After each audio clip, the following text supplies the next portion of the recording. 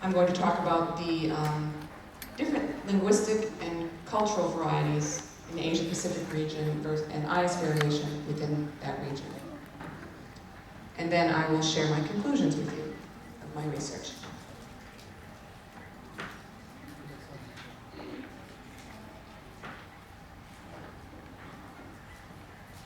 Previous to 1991, Japan did not have an awful lot of international contact within the deaf community.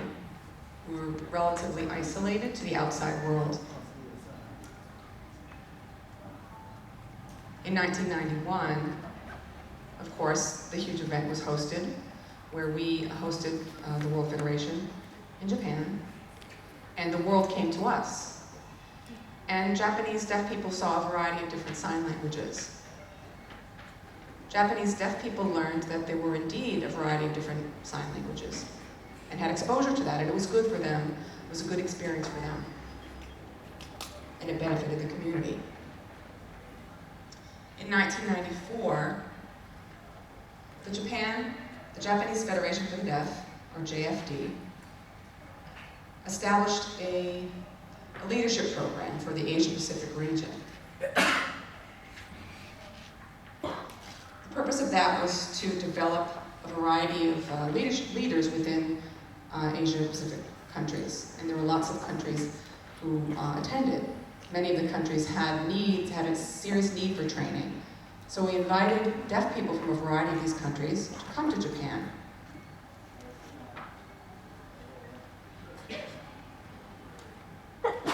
We used this opportunity to train deaf people from these countries in our region.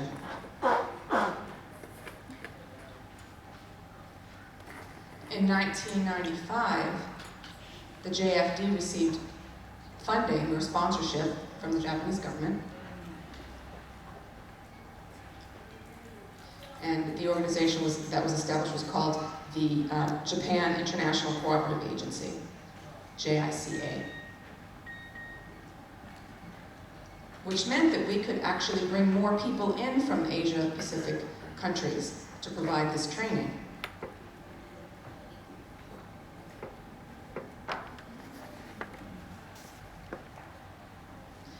We decided to run this course for a month, and of course, our visitors from other countries in the region would stay for a month in Japan.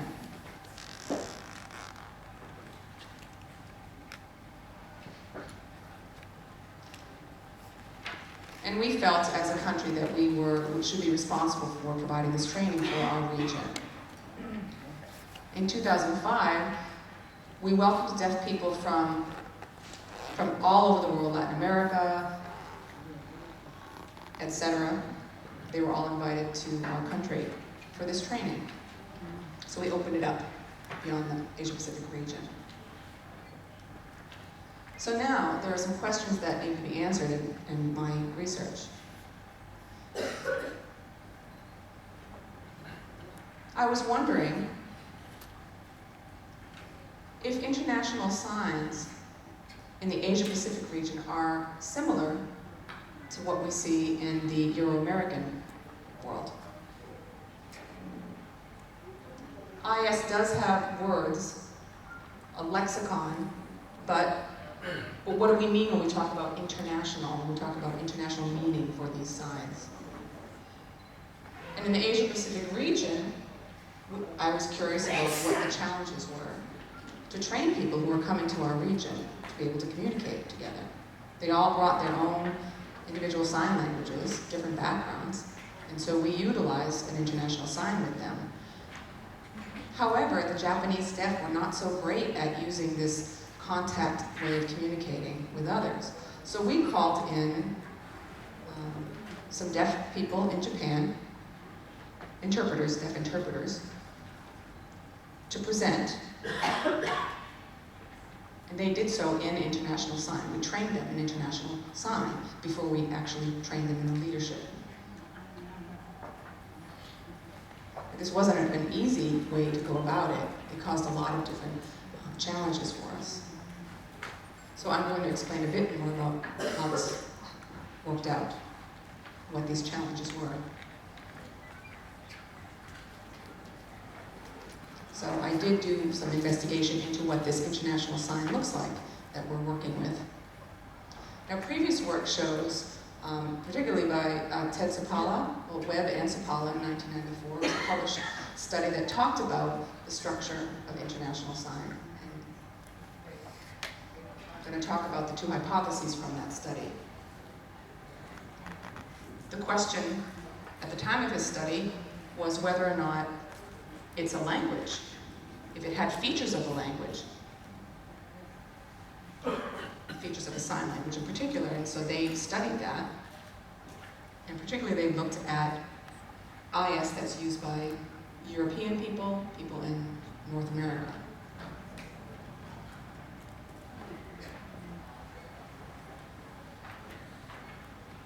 There still needs to be more research, but it seems that a lot of the research in this study was based on Euro-American international sign.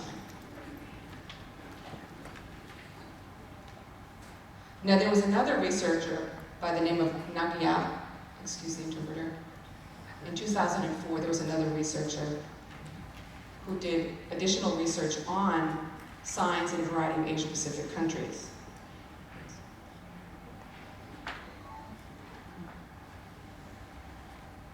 And what this person found out was that the word order of IS always follows the order of the person who's using the international sign. It follows their native sign language.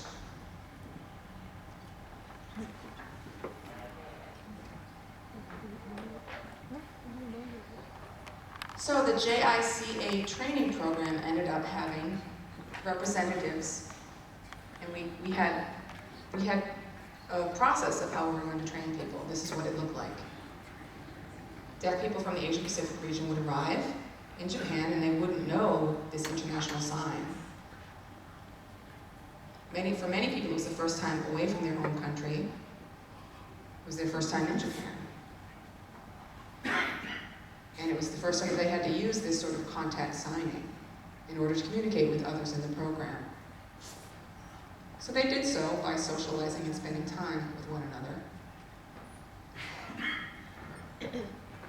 And we did provide training in international sign as well.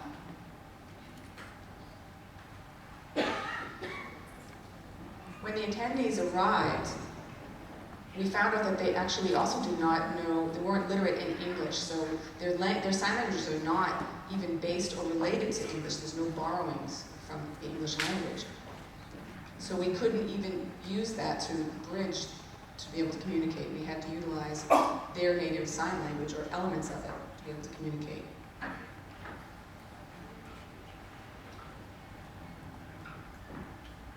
So we called in several interpreters to work with us.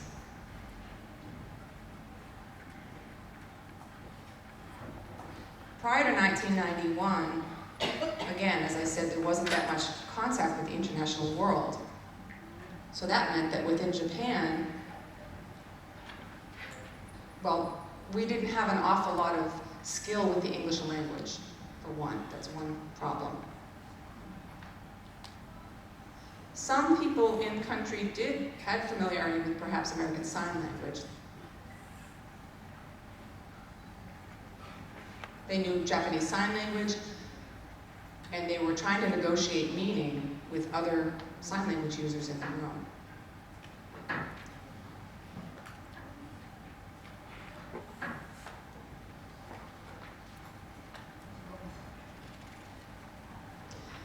What was most important, however, to the group was that we know that in Europe there are a variety of different sign languages, and there's a lot of different publications of those sign languages, and many of those writings are in English. We know that there are many different sign languages in the world, and there are lots of different sign languages in particular used in the Asia-Pacific region. There's also cultural variation within the Asia-Pacific region. So it was very difficult to try to develop some sort of an international sign system with that sort of huge variety and background of the people who are attending. And so we had to provide some sort of interpretation to meet the needs of this variety in linguistic background and cultural background. After some time, And it did take some time for people to be able to communicate with one another, but they did communicate. And it was seen that the word order of this international sign being used is not very similar to that used in Euro International Sign. Nor were there non-manual markers. The non-manual markers are very different in Asia-Pacific Sign Languages than they are in Euro-American Sign Languages. There are a variety of different eyebrow movements, a variety of different head movements, very different from what's used in many of the European and North American Sign Languages. Some actually have a backward head movement that means something very different in European Sign Languages, as an example. So I analyzed the data from this gathering. I've transcribed what's been translated. There's going to be a sample of Japanese sign language, and then you'll see the IS interpretation that's transcribed up here of this particular utterance. You can actually see the linguistic varieties that are chosen represented in this transcription.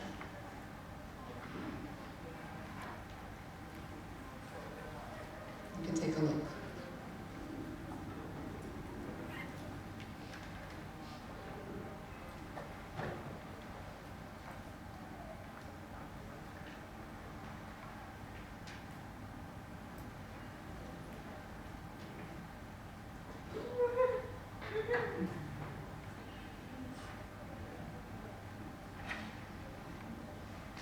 They're talking about the human rights, the UN Convention on the Rights of People with Disabilities. And now, so he's just mentioned that, that's what the utterance is referencing. And now you see the IS interpretation of that same utterance.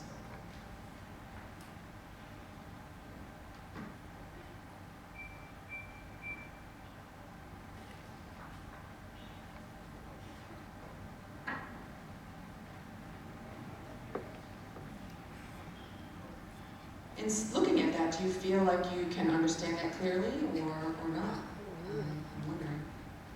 You may be able to see that this is a little bit different than some of the international sign you may have been seeing. And you can see that the IS actually borrows from the source Japanese sign language in some ways.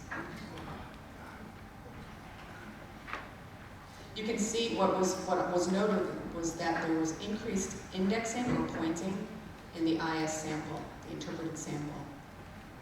And up here on the screen, I've got each line is transcribed. What was found is that there's more indexing that occurs in IS than in this version, IS. There's also less fingerspelling in an Asia-Pacific IS.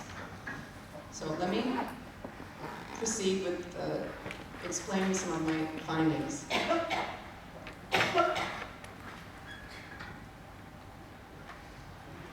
So as I said, there's more indexing or pointing being used. And even in the sample, the full English borrowing of the UN Convention on the Rights of People with Disabilities was not used. It was an abbreviated version with less fingerspelling. And the sign order, the actual order, follows the structure of the Japanese Sign Language, in this case. Facial expression, again, is different, and non-manual markers. And there's a higher number of classifier or depiction that's being used as well. So, in conclusion, in the Asia-Pacific region, we've got a variety of, or diverse number of sign languages. And that poses a challenge to have some sort of an access to an international way of communicating in signs. So we need to look at the development of international signs that are intelligible to this group. And as I said before, the challenge presented previously was that we didn't have as much interaction with the outside world, and that has had some effect.